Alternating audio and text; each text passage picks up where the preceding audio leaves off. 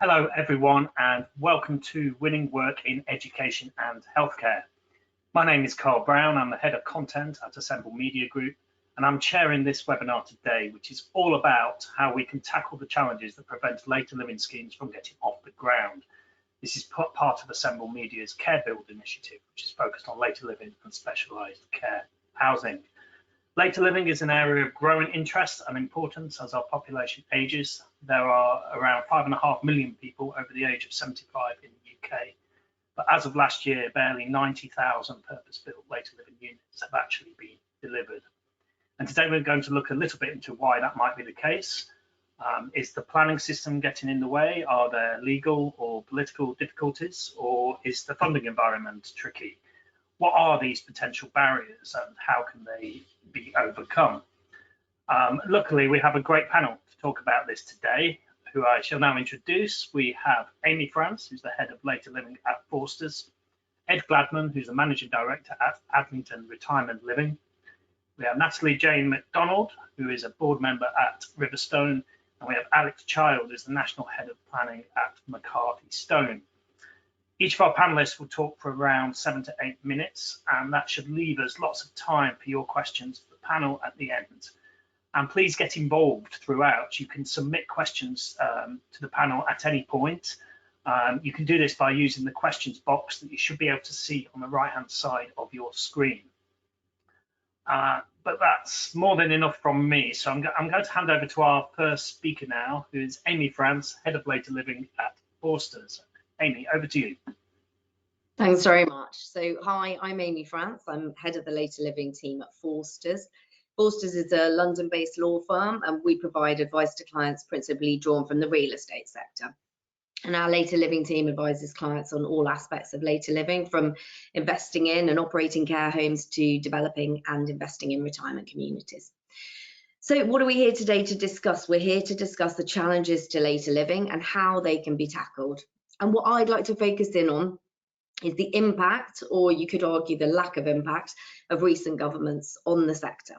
So we all know there's a myriad of different forms of later living, but today I want to focus on housing with care, or otherwise known as retirement communities, because to my mind, this is where the largest gap in provision lies. In truth, I think we all know all areas of later living are undersupplied. So I think there's around 5.4 million over 75s in the UK, but there's just over 450,000 care home beds, similar number of sheltered housing units, but only around 90,000 retirement living units. So what's that? That's around 1 million specialist housing units for older people, set against nearly 5.5 million over 75s. So we can all see the demand versus supply figures just speak for themselves. So I think we probably all agree that it's a bit surprising, given those statistics, that recent governments haven't focused more on enabling the later living sector. Because we can see in other countries where the provision is there, older people will make the move into retirement communities. So in the UK, we only have about 0.6% of over 65s living in what we call integrated retirement communities. In comparable countries across the world, the figure is 10 times that. So in New Zealand, around 5.4% of over 65s live in these communities, and in the US, it's about 6%. So not only is the massive untapped demand, and therefore good economic reasons for supporting the later living sector, there's numerous reasons why later living communities are also socially beneficial. Research has shown that residents in retirement communities are less likely to enter hospital. And if they do go into hospital, they generally spend less time there. The facts show that specialist housing for older people saves the NHS substantial amounts of money in reduced demand for services. So it makes perfect sense that if we can increase the supply of retirement living units, savings to the NHS are also going to increase. Another huge benefit of these communities is that they can reduce isolation and loneliness for older people. Providing care in a communal setting drives out the costs of care, but it also provides these older people with a network and support structure. I think studies show that about 1% of those living in a retirement community say they feel lonely or isolated, and that's against 10% who live in normal accommodation. So finally, there's a benefit of freeing up underoccupied larger houses. So I think currently there's about 9 million under-occupied homes in the UK. But the fact is that older people aren't going to make that move from their large family home unless there's attractive and affordable options in terms of where to move to. And obviously the benefits of large family homes coming back onto the housing market is pretty obvious at a time when the government are not meeting their target of building 300,000 new homes per year. So you would think that if you're looking to tackle social care and the housing crisis, that enabling the development of the later living sector would be an easy win. But really, despite seeing that iceberg, which is a social care crisis, governments have seemed to sort of consistently shy away from trying to turn the ship. That is, to be fair, until more recently, when we did see some really important announcements under Boris Johnson's government. So in December of last year, we had the white paper putting people at the heart of care. And this white paper stated that every decision about care is a decision about housing. And it committed to giving older people a good range of housing and care options. And then we've had the Levelling Up white paper in February of this year.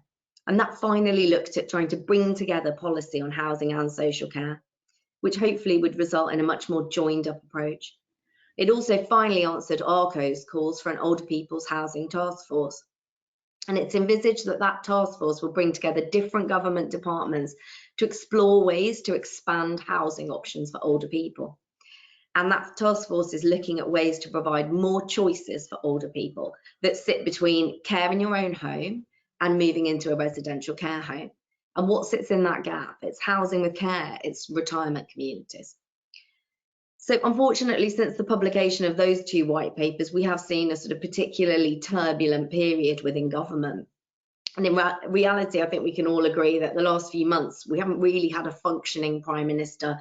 There have been numerous ministerial changes. And we've had other difficult factors as well. We've had the war in Ukraine starting. We've got the resulting cost of living crisis, the aftermath of COVID.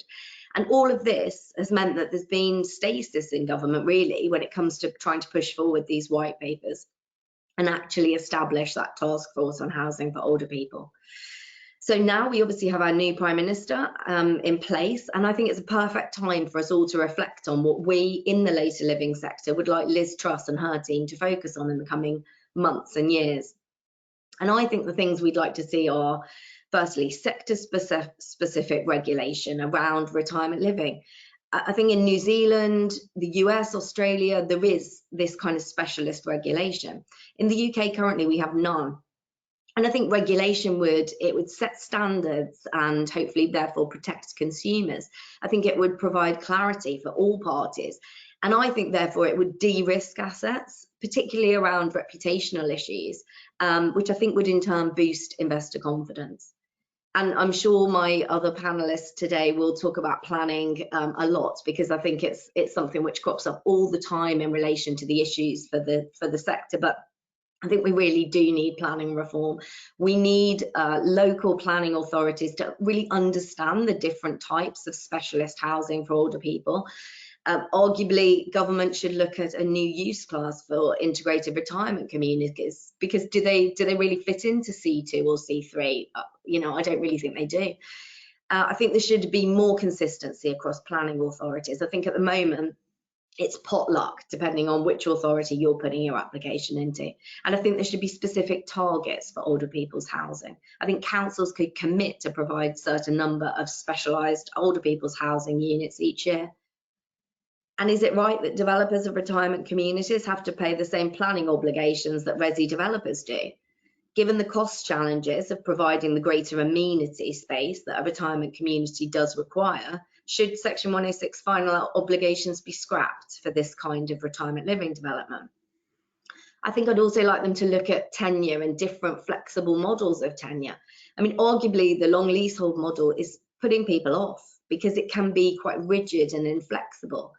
And is it sensible that retirement living units are sold on long leases when the community and the services provided there will change during the lifetime of the lease, which could be 125 years long? I think in New Zealand, they have a system where a new contract is issued each time a unit is resold. So maybe that's something that could be looked at. I think that would give both the customer and the operator a chance to look at updating terms. And I'd like the government to look at shared ownership models and how this could really improve affordability for customers. I think the all-party parliamentary group on housing and care for older people is currently holding an inquiry into the expansion of shared ownership for older people. I think the final report is expected any time in this autumn. So that is good news. And finally, I think I would like the government to look at SDLT incentives, the obvious one being no SDLT payable on retirement living units, which would hopefully encourage older people to make that final move. So in summary, I think there's many different ways that the government could look to support the sector and remove at least some of the challenges we've seen to date. And I certainly hope to see evidence of the government committing to doing so in the coming months. Thanks, Amy. That was I thought that was a perfect way to start off this chat there, sort of explaining the wider context and the scale of the problem, and then bringing us up to speed with the white paper, and then quite a lot of thoughts there at the end about potential policies going forward with some inspiration from abroad as well. I'm going to move on now to Ed Gladman, who's the Managing Director of Adlington Retirement Living. Ed, over to you. Your mic's off. Strong start there. Don't tell my marketing director, I'll get in all kinds of trouble for that. I'm Ed Gladman, I'm the MD of Adlington Retirement Living, and we are a specialist developer of what's known in this country as integrated retirement communities. We're an entirely family owned and managed business with no external shareholders, and to date we've built 15 integrated retirement communities comprising of a little under 1,000 homes. Our present future-facing pipeline is about 550 homes with a combined GDV at today's property prices of about 240 million. So the UK sector of IRCs is an incredibly diverse sector. You've got everything at the sort of more affordable end of the spectrum for people of modest means. You've got the Anchors of this world, the Housing 21s, who do a genuinely fantastic product for people of more modest means. At the higher end of the spectrum, you've got Riverstone, you've got Audley, you've got Inspired Villages, who do a wonderful product for the more affluent sort of demographic. But what Adlington specialises in, and not dissimilar to McCarthy and Stowe's Retirement Living Plus product, is the mid-market. And this is the opportunity that you'll hear talked about hugely at conferences in the press. And it's the demographic trends support it hugely. We've stopped looking at demographics because there is simply so many people, retired professionals, retired skilled tradesmen, who simply haven't got a suitable accommodation option for retirement. Now, there's a bit of terminology in the sector. We build integrated retirement communities, often called IRCs. There's also retirement housing, sheltered housing, but the big difference between what we build and retirement housing is that our product has got 24-hour on-site staff who can provide care and support when required. We also have quite extensive communal facilities. So on a typical scheme, there'll be a restaurant, a commercial kitchen, so all the good food is cooked fresh. There'll be a bar, a coffee lounge, a therapy suite, management offices, all that kind of stuff. And the sort of logic being that if you become very frail and poor mobility, you can pretty much live everything that you need to live in your life in one site without having to travel too far.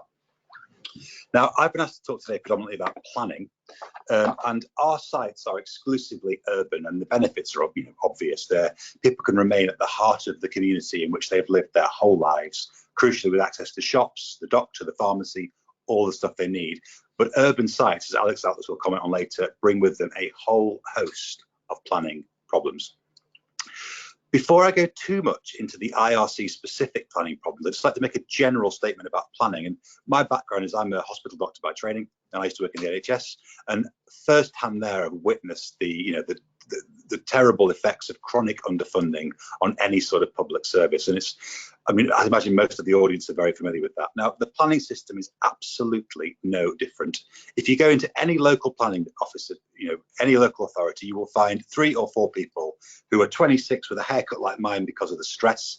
And they are just desperately trying to do a good job with nowhere near enough resources. So if I could make one change to the planning system, I would double the planning fees and I would ring fence it for planning. Until the planning departments are resourced properly, the rest of this is all faff.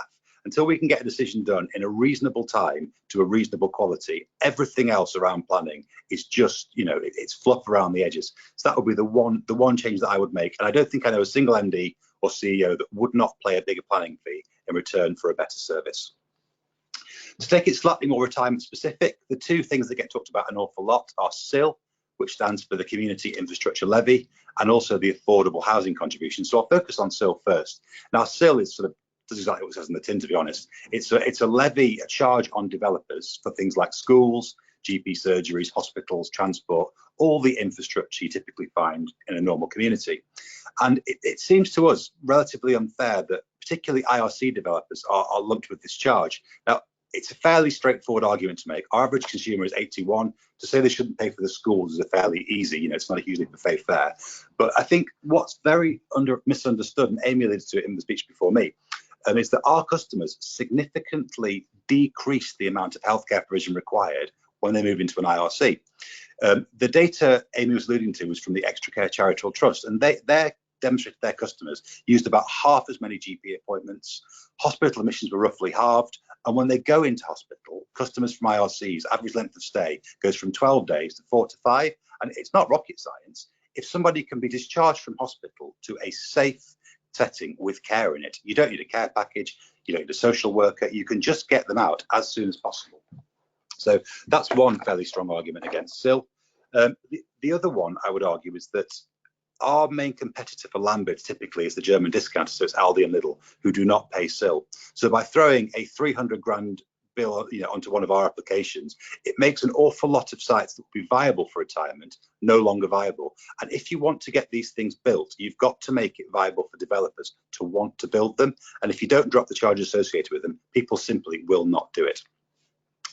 A slightly more complex issue is the one of affordable, and Alex will doubtless give a much better summary than me because he's a planner and I'm not.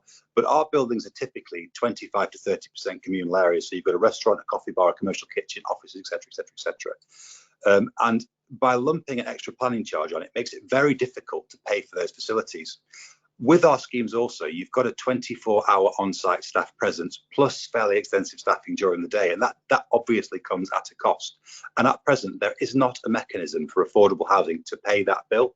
The customers that move in from an affordable type scheme don't have the money to pay it, and the council is unwilling to pay it. So there's no way of squaring that circle to get those fee pays. And the long and the short of it is, if you look at the UK sector, the vast majority that's built is for affordable. It's the anchors building a wonderful product for people of modest means. And the system simply does not incentivize developers to build units for people that pay for themselves. With affordable and CIL, the other thing I'd add before I finish on that topic is that every council in the country, there's about 330 something, has their own affordable housing and CIL policy, which is decided locally. The councils are all flat broke, which is not their fault, so they naturally put charges on it. In my view, it should be a national policy framework whereby, clearly I think there shouldn't be CIL or affordable contribution, but whatever it is, needs to be decided at the national level, not the local level, because every time we go to a new local authority, it's the same argument over and over again. They don't understand the product, and they've got a load of what, in our view, are inappropriate charges. And finally, just one more point about planning is that, and the previous speaker alluded to it too, in the UK, every local authority has to have a 5-year housing supply. So they've got to be able to demonstrate they've got enough sites in the planning system to build 5 years worth of homes. There is currently no such policy for retirement accommodation, IRCs, and in my view, that would be a very, very quick and easy way of ensuring these units got delivered by putting the obligation on the councils to provide the sites to build them. It seems like our product solves a huge number of problems in the country, with social care, housing, freeing up houses, all those arguments you've heard before. And the long and the short of it is not enough people are building them. Unless you put some financial impetus in the system for them to get built, the market will not change and we'll get nowhere near the number of units to get delivered we need to get delivered. That's my sort of rant over, and I'll hand over to the next speaker. Thank you very much for your time. Thank you, Ed. Thank you for that. Some really good stuff, and lots of those kind of issues and thoughts around planning that I'm sure will be followed up in the questions. And I'm sure there'll be a great deal of sympathy from everyone, I would have thought, for your call for more resources for planning departments. I'm going to move on now to Dr. Natalie Jane McDonald, who is a board member at Riverstone. Natalie Jane, over to you. Thanks very much. Can you hear me? Yeah. Good. Well, a little bit just to introduce myself. Like Ed, I'm a doctor, started off in the NHS, and then I think also, like Ed, have done a lot of other things along the way. and I've got quite significant experience in health and social care. And prior to joining Riverstone, I have had experience in the care home sector and the other areas of provision for older people in our population. I joined Riverstone a couple of years ago as a non-executive director. Riverstone, which is mentioned by Ed, is a for sale model of integrated retirement community, to use the latest name, situated solely in central London. And our first building opened, residence opened in June this year in Kensington. The second one opens in Fulham in late September, and then there's further sites coming on stream over the next few years. And playing into, as Ed, in terms of stratifying the different providers in the space, playing into a market for people who are more affluent. And therefore, I guess one of the things that Riverstone has the opportunity to do, in terms of people who are able to pay for high-end property and services, is look at exploring the boundaries, as it were, of retirement living and what we can provide in this sort of space for people as they get older. I want to touch on a slightly different area of objections and obstacles to the growth or potential growth in this sector, so that we can meet the sorts of levels of provision that we see, as was mentioned earlier by Amy, in relation to Australasia or indeed in the US, where 6% of the population live in some kind of later living or retirement community. And those are the cultural obstacles to it. And I would categorize those in a couple of main areas. So first of all, there is this disinclination that we have in the UK to recognise that we're all going to hopefully get old, and certainly at some point die. And therefore, the concept of planning for your older age, when you are maybe not retired, but you are working differently. And certainly all of us will ultimately get frail in one way or another, whether it's physically or cognitively, and we will die. And making sure that we can do that well is something that we have a real aversion to in the UK. And that is probably most manifest in something that I've seen thousands of times, which is the crisis of needing to find a care home place for your husband or wife, or your mum or your dad, or your grandparent. A hugely stressful experience where people are in a hospital bed. They are no longer receiving medical care. They may have been in and out of hospital multiple times with falls or other things. And then it's this rush to try and find something suitable. And it's an experience that experiences a lot of guilt in families, and it's something that none of us wants. None of us wants to go into a care home. It would rank low in where we want to end our days.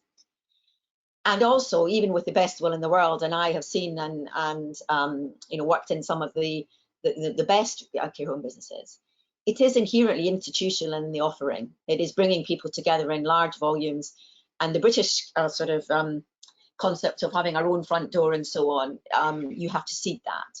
So the lack of autonomy and independence is something that grates, and therefore it's something that people tend to do unwillingly. And yet, despite that, we have this really slow acceptance that there are other and better ways of spending one's older age. And I think there's a real brand problem in the later living, retirement living, IRC space. I mean, even the word retirement for some people is a word that they don't like. They don't want to be typified as people who have retired. So we've got we've got an awareness problem that these buildings, and we're hearing with, despite planning our restrictions, there is growth in the volume of building in this space. And yet not everybody is even aware of it or thinking that this is something for them. And I've spoken to countless people who think that retirement living is a sort of souped up care home, which of course it isn't. It's a very different concept. So I think that there's a lot of work to do, and it can be, some of it will be done through bodies such as ARCO, and will be done by individual providers. But there's a lot of work to do in raising awareness, in education, and in brand building in relation to this sort of area, about how one can live well for as long as one is able, with a high degree of self-determination and autonomy, and also the opportunity to be social when one wants, and therefore to tackle some of the things that Amy was alluding to, which is the high prevalence of loneliness and isolation and depression that we see in older people. So I think that's the first obstacle or barrier. And then I think the second one is less a barrier, but more, I think, of an opportunity, which is I think that we need to look more boldly at what we mean by retirement or later living. Now, we've known already, and we've several quotations about how people who live in later living communities impose, as it were, less burden on the NHS. They go into hospital less and they are discharged more quickly. But there is a much greater opportunity also available in relation to the way in which older age communities are designed and the services that they offer. And that is to focus much more upon well-being and increasing healthy life years. There is an abundance now of research about how it is that one can retain people's independence for a long time as they get older, whether that's due to improving physical functioning and also improving cognitive ability, or at least making sure that environments can adapt to people's cognitive function or visual changes and so on that one gets with age, keep pace with that. And therefore focusing on well-being and focusing on things like the fact that a significant amount of the physical decline with old age is nothing to do with getting older, it's to do with getting less fit. And without having to send everybody to the gym, there are ways in which modest amounts of increased physical activity can allow people to live independently for a lot longer. And that will require thought in terms of the design of later living communities, the extent to which we invest in them in things like rehabilitation, physio for fitness and health, and other areas, as well as lovely restaurants and other sorts of amenities that are commonly present. So I think that there's obstacle and opportunity in terms of our concept of retirement or later living and how that is manifest. And moving away simply from looking at retirement living or housing with care, which I think turns people off rather than often making them think about how it is that they can have their, as we would say nowadays, their best life for as long as possible in an environment which allows them to carry on living in a way that allows them to follow their pursuits, their interests, and the things that have been important in their life up until that point, and carry that on for as much as they can through to the end of life. We're never going to eliminate the need for care homes, but I do think that they will become sort of extended life opportunities and end of life care over the next few years, as this sector we're talking about today gains greater traction and foothold, and its attractiveness becomes much more apparent to citizens in the UK. Thanks very much, Carl. Thanks, Natalie. That was really interesting, especially stuff on the cultural factors that may be behind some of these trends that we're talking about. I'm going to move on now to Alex Child, who is the National Head of Planning at McCarthy Stone. Alex, over to you. Thank you, Carl. Good morning, everybody. I don't know if the audience could see me, but I've been nodding along with pretty much everything that's being said by Ed and Amy and Natalie. I'm a planner by trade, I should say, with McCarthy and Stone. So Ed and Amy have picked up many of the points, and Natalie has as well. And I think particularly, I would just say with Natalie, I've had that personal experience recently. I've been unable to persuade my parents when they should have been thinking about moving home to get into retirement housing, despite being in the industry. And lo and behold, I found my mum at the beginning of the year in hospital after a fall, and she's now in a care home. I couldn't convince my parents to make the sensible decision, partly because of the confusion, even though I'm in the industry, that's out there about what it's all about. So certainly echo the sentiments expressed there. Much has already been covered. I have got a slideshow to go through. I suspect as a result, I'll rattle through fairly quickly. And I hope people can see that now.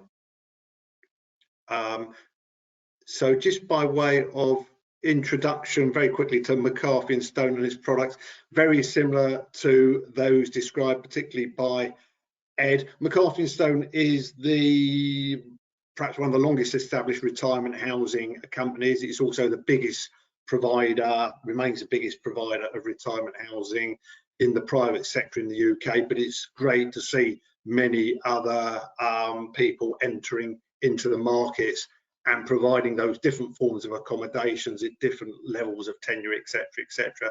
So you've got traditional, if you like, retirement living or sheltered housing, using very old terminology, which are essentially groups of apartments just with the services of a house manager and a residence lounge and limited community facilities, aimed principally at downsizers, and that's where it all began particularly. Certainly the whole area has expanded. We've touched upon integrated retirement communities, that's McCarthy and Stone's retirement living plus element, also called extra care housing or housing with care. McCarthy and Stone have moved into retirement bungalows. A few years ago, the government said older people like bungalows, and they're right. Obviously, being able to find sites to build bungalows, particularly as McCarthy and Stone specialises, just like Edic Gladman, in established locations, brownfield sites close to facilities difficult to come by. We're also moving into the area of retirement villages, but then our USP is trying to find sites that will accommodate these in urban areas. So you're looking at sites for about 100 units plus that provide a mixture of housing and tenures. Just moving on, Amy particularly covered sorry to interrupt you. Would you mind making your presentation full screen, if that's possible? Right, if I can. So it might be easier to read for the audience, I don't know. Yeah, forgive me if this is where I really show myself. If you click on slideshow at the top. You did tell me before, hold on.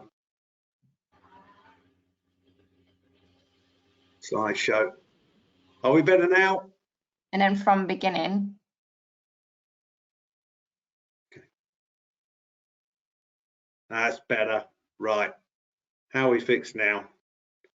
Just moving on. Yeah, is that better for everybody? I do apologise for that. Yeah. Has it changed? I'm not sure it's changed. Has it? I'm not sure. I think there might be a delay. Let's give it a minute.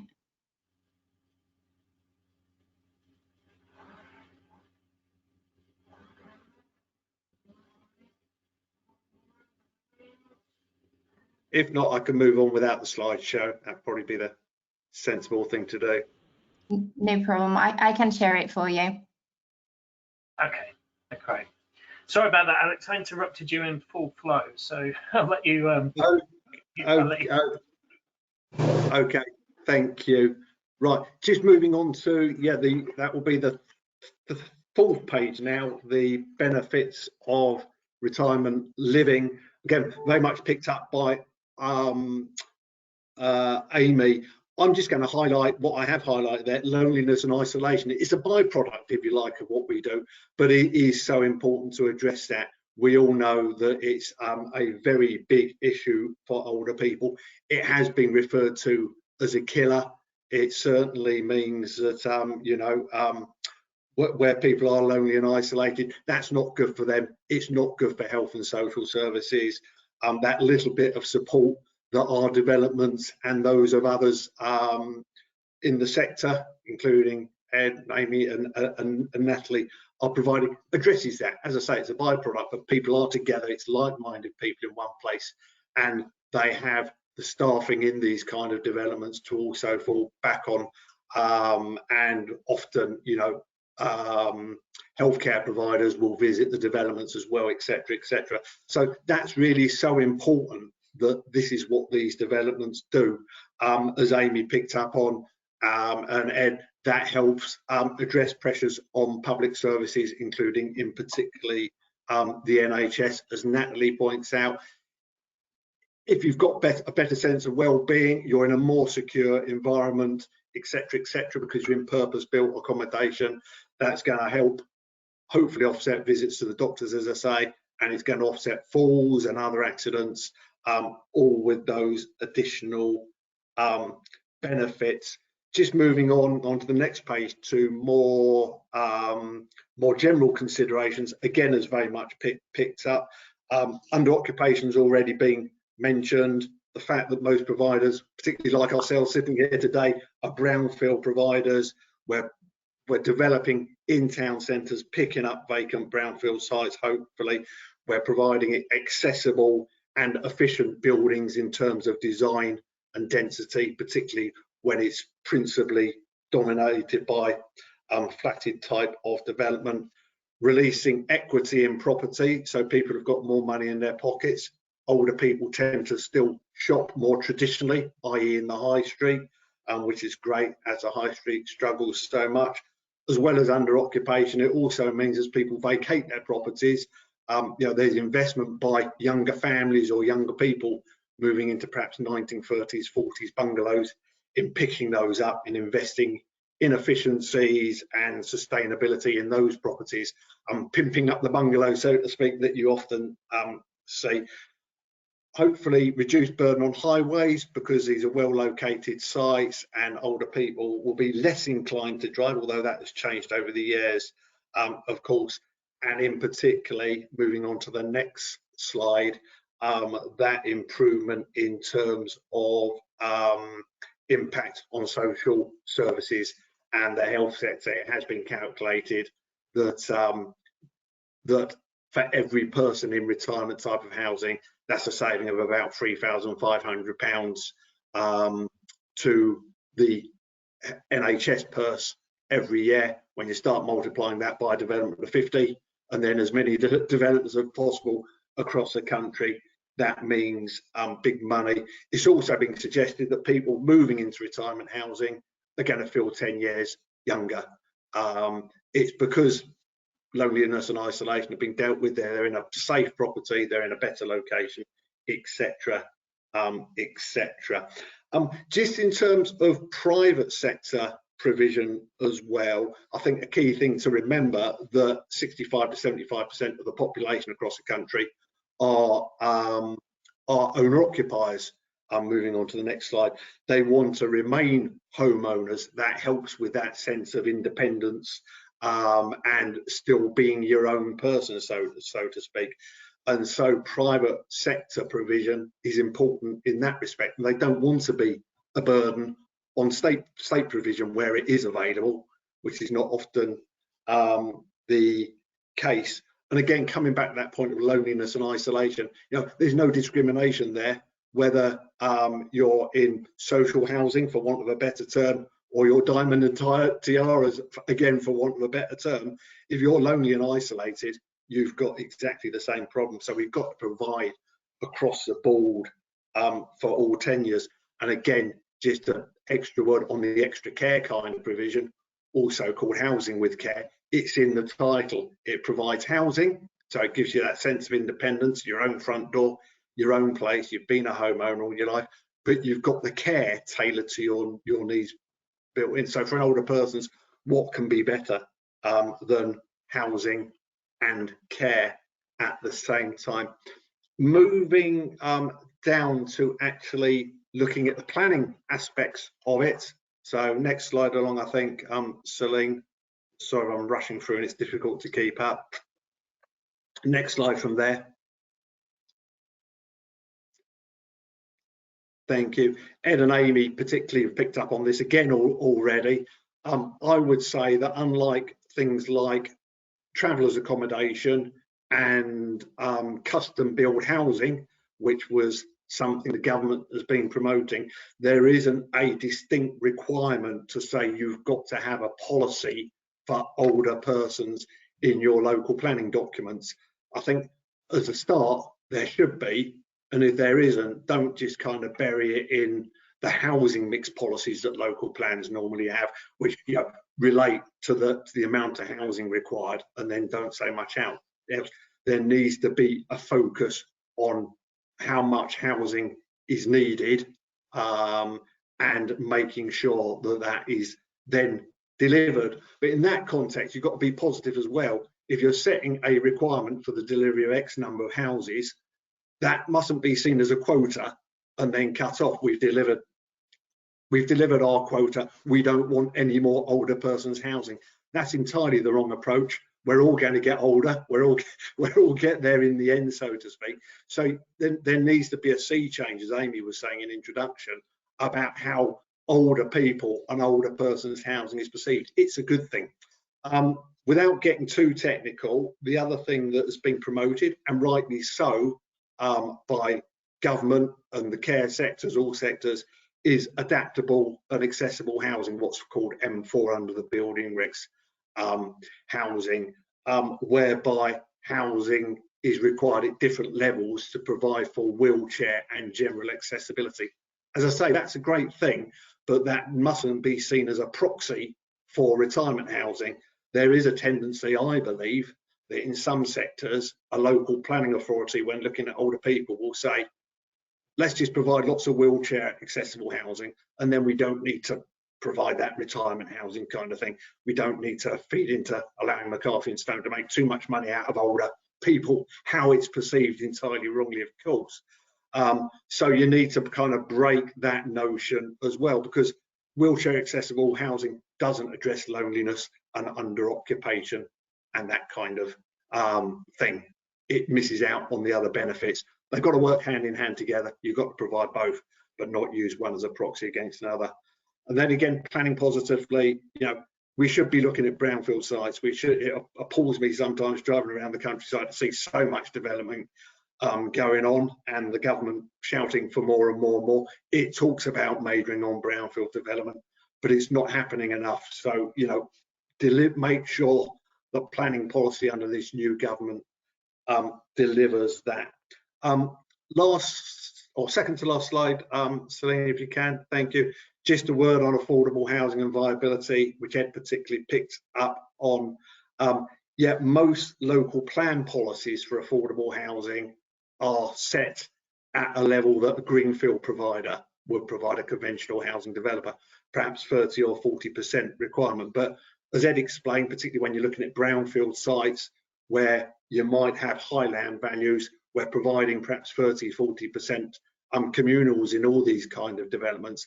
The viability of our developments works entirely differently. We are not able to provide 30 or 40%. And when we come in and say we can't do that, and all we can actually provide based on viability to allow these developments to come forward is considerably less, that creates delays and friction as we battle that out. You'll get far too many councillors at a committee saying, where's our 40% affordable housing? Why can't they provide that? So we've got to get past that at the local plan stage.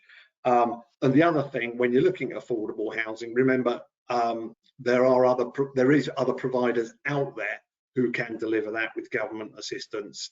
And also look at the tenure of your locality. Say, how much housing do we need for older people, for owner occupation, for affordable housing? Coming back to that point I made earlier, that most housing or most older people are owner occupiers, and so it should be for the private sector to provide. Very quickly on the last slide, just picking up on where McCarthy and Stone are looking for policy reform, very much picked up by the other speakers, but yeah, making sure there's overall provision in housing supply, new national guidance, getting the housing task force underway that the government has long been talking about, possibly exemption from stamp duty, possibly, as Ed said, although I mentioned about how locally you've got to consider affordable housing, that approach by Ed of actually having an across the board affordable housing provision, so there's clarity, as long as that is tailored so it makes retirement housing viable. Thank you.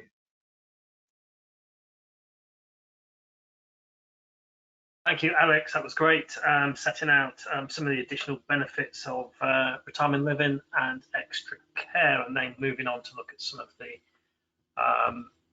more specific challenges in that area.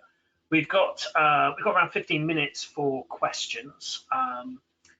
And I'm not really sure where to start, because there's been so much raised and so many policy asks and issues pointed out that I'm not really sure where to start.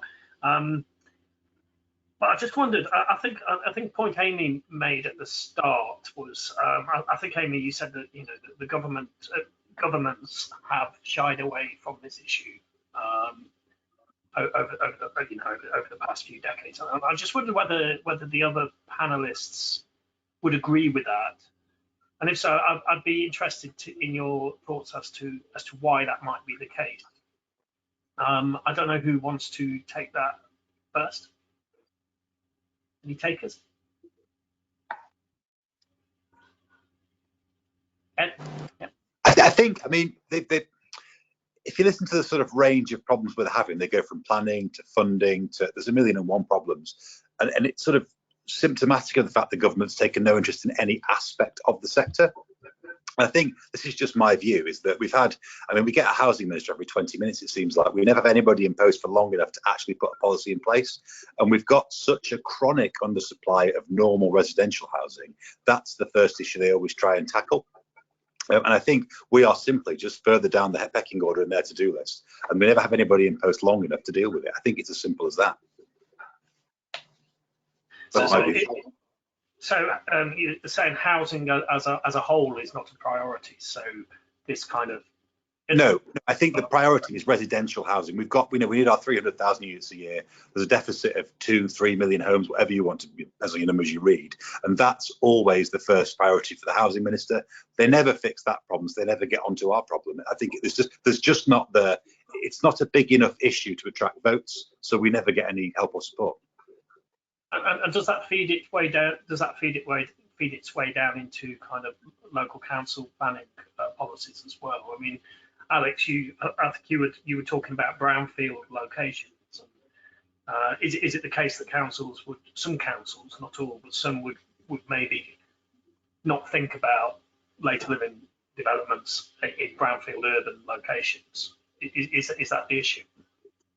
I think there can be a tendency just to plan at the macro level, say we need X number of houses, but because of the need you do, and then just plan in that respect, you know, deliver the urban extensions, deliver even the new towns and villages, etc., etc., and then a tendency to forget that actually you should be reinvigorating your town centres, and this is a way to do it. And it kind of gets just lost in very general policies that will hopefully be supportive of retirement housing, but then might kind of set this kind of quota kind of approach and not really deal with that factor. You know, really having a policy which strongly encourages such development, so the locals get it, planning committees get it, and then kind of getting over this resistance you sometimes get to,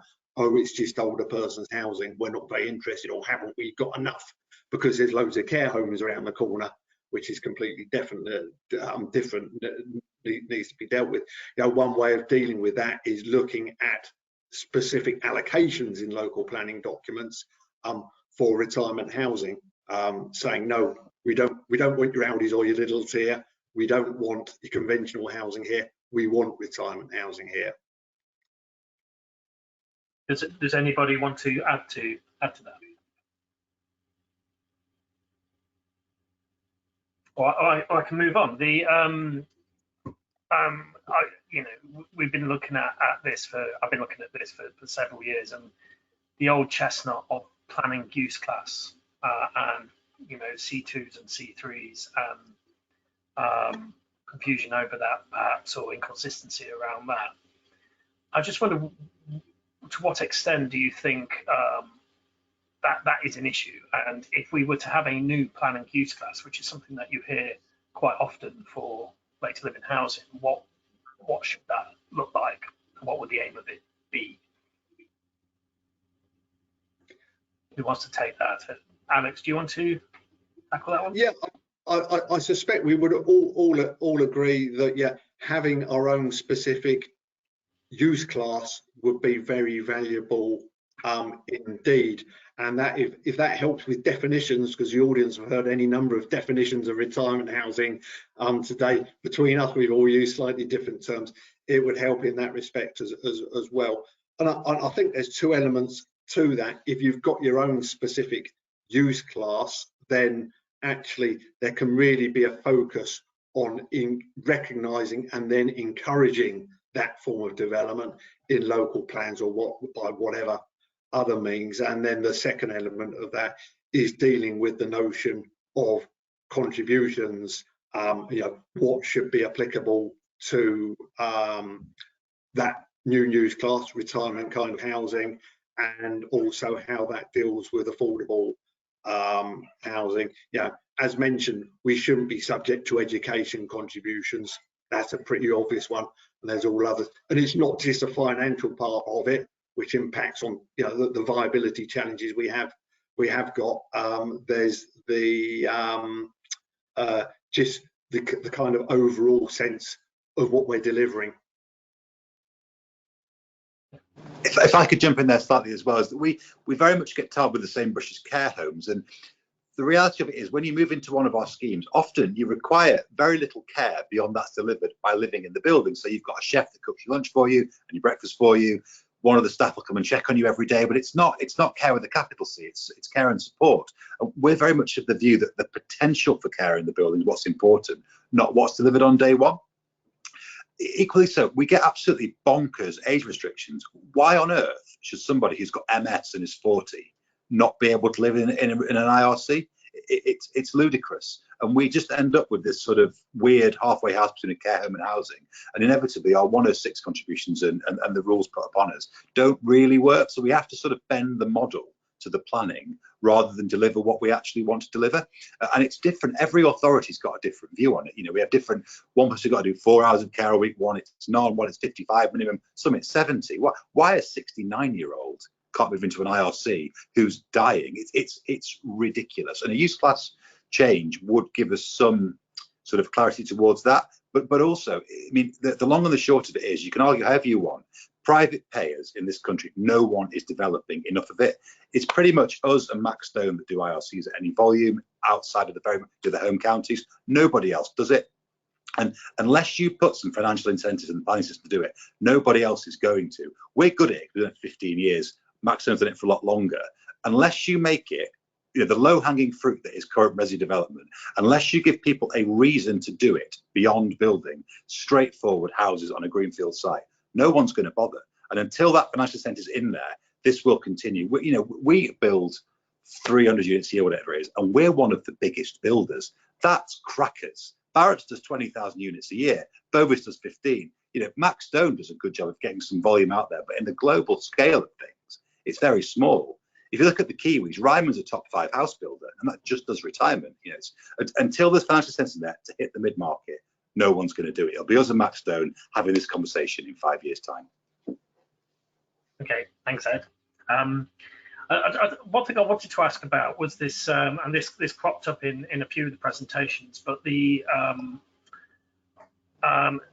idea of older people, older people with certain needs, kind of downsizing or moving out of their homes that they are, under occupying. And it's obviously such a sensitive area, but you keep seeing these reports about if older people move out, you could free up X number of homes and that kind of thing. How do we persuade people to do that? I mean, obviously individual companies will have their their marketing offer and their to try and make people realize the benefits and why it's a good thing for them. But is there something more that perhaps the government needs to do, or how do we get that drive of people recognizing that sometimes it is better to move out of their home, even though there'll be all kinds of sentimental attachments and the rest of it. Does anybody want to talk about that? I think that's all the stuff that Natalie Jane was saying, isn't it, about culture, awareness, the branding. I do think there's only so much government can do, and there's only so much developers can do, and then there has to be this sort of change in perception, I think, and more. I think a lot of people don't understand the different types of housing on offer sometimes. And I just think it's probably going to take time, isn't it, for the market to shift, awareness to grow. And it's what Alex said about his own parents, and he works for a retirement living developer, and the difficulty he had trying to convince them that, you know, there was a sensible move there to be had before things get to crisis point. It's really, I think it's very hard. It's very hard. I mean, I know I have it with my own in-laws. They're just desperate to stay where they've always been. Do you see? I think it's sorry, I was just going to say, I think it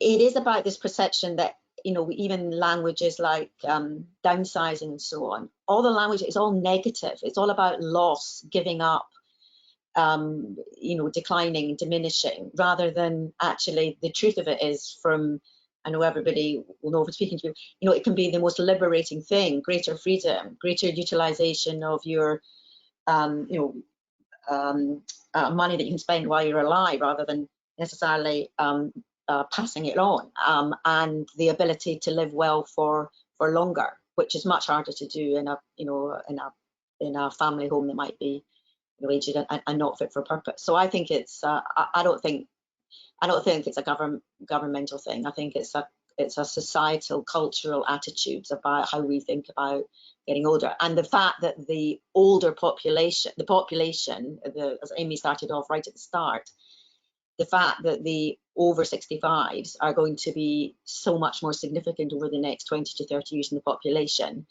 and they are different. So it's no longer the, you know, the post-war people who are, you know, pre-digital and so on. The character of older people is going to be changing, and their requirements, you know, they're much more consumer driven and so on, and that will mean there'll be more pull for living well. And if providers can meet that in terms of the quality of design and building and the amenities and services that have been offered, as we're talking about, then it will solve its place. But because it's a cultural and societal thing, it's not something that's going to change, you know, overnight.